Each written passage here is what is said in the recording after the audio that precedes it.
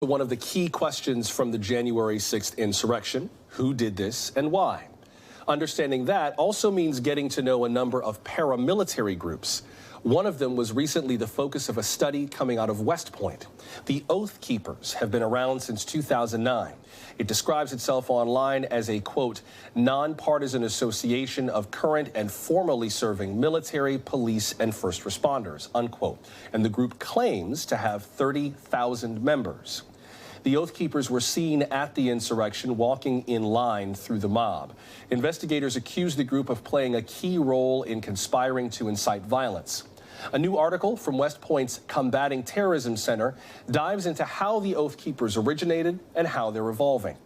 This line from the report stood out to us. Quote, "The group has used a warped sense of patriotism, loose enforcement of laws surrounding paramilitary activity, and America's founding revolutionary spirit to justify anti-government mobilization," unquote.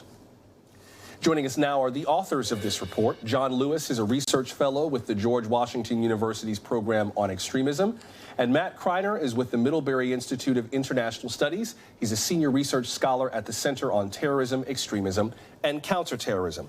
Good to have both of you with us tonight, gentlemen. And Mr. Lewis, I wonder if I could start with you and that line from your report about a warped sense of patriotism. How does that sense of patriotism factor into the Oath Keepers from their beginning, from what they were when they were founded?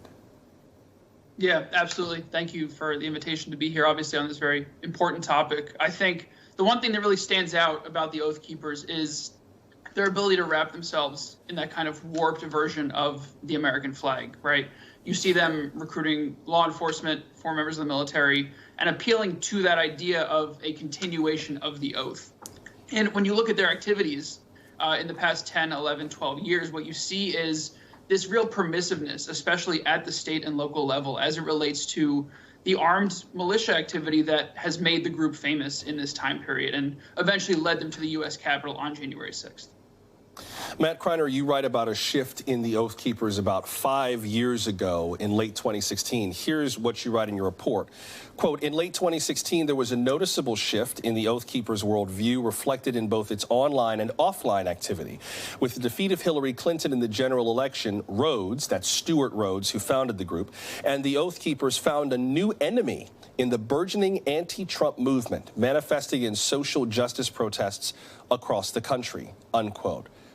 Talk about that, if you would, Matt Kreiner, why it is that anti-Trump sentiment turned into such a catalyst for the Oath Keepers movement.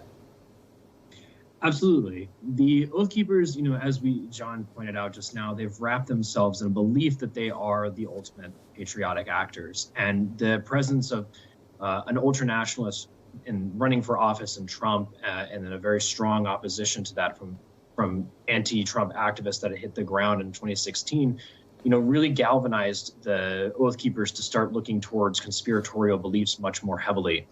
And one of the things we see is that their loss of faith in democracy reflects the rise of far-right sentiments throughout the 2016 and onward era. This is why they focus so heavily on Antifa and leftist factors, specifically after 2016. John Lewis, the January 6th Select Committee has subpoenaed the founder of the Oath Keepers, Stewart Rhodes, as part of its investigation. What do we know so far, if anything, about their role in what happened on January 6th?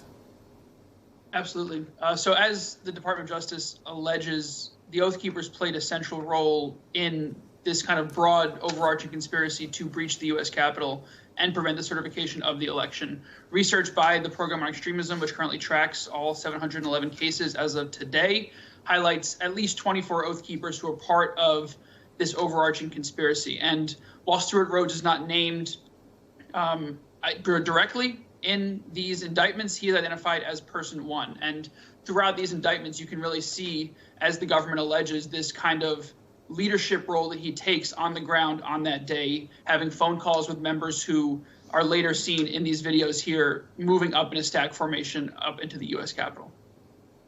Matt Kreiner, what is victory, for lack of a better word, success, look like for the Oath Keepers? What is their end game as they see it?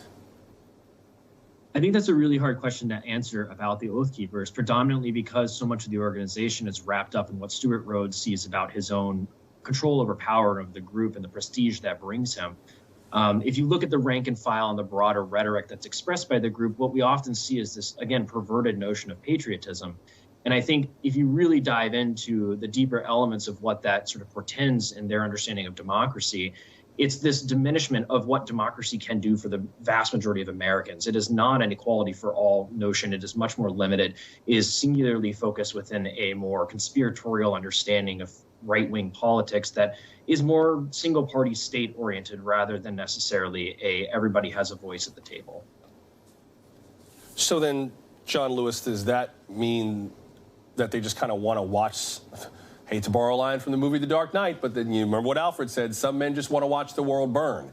Is that part of what the Oath Keepers want, is just to watch some parts of America burn, regardless of what really may come out of those ashes, as long as it burns?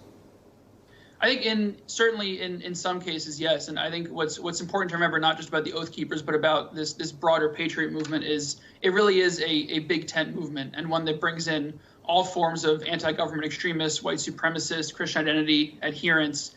And so you obviously get a wide range of views, but I think what Matt highlighted earlier is very important. This embrace of anti-democratic views, embrace of authoritarianism, embrace of fascism, that is what led them to the U.S. Capitol on January 6th. And this embrace of what they viewed as a chance to grab hold of those levers of power.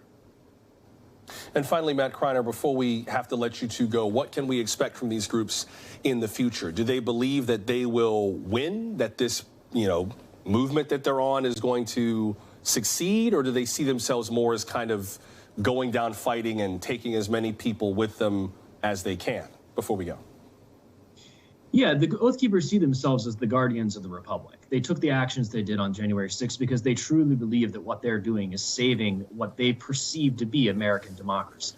And I think moving forward, what we can really pull out of that lesson is that there are going to be people who act with what they believe to be the greatest intent for America, but in reality might be the exact opposite of what we believe to be, as a country, the best thing forward as a democracy.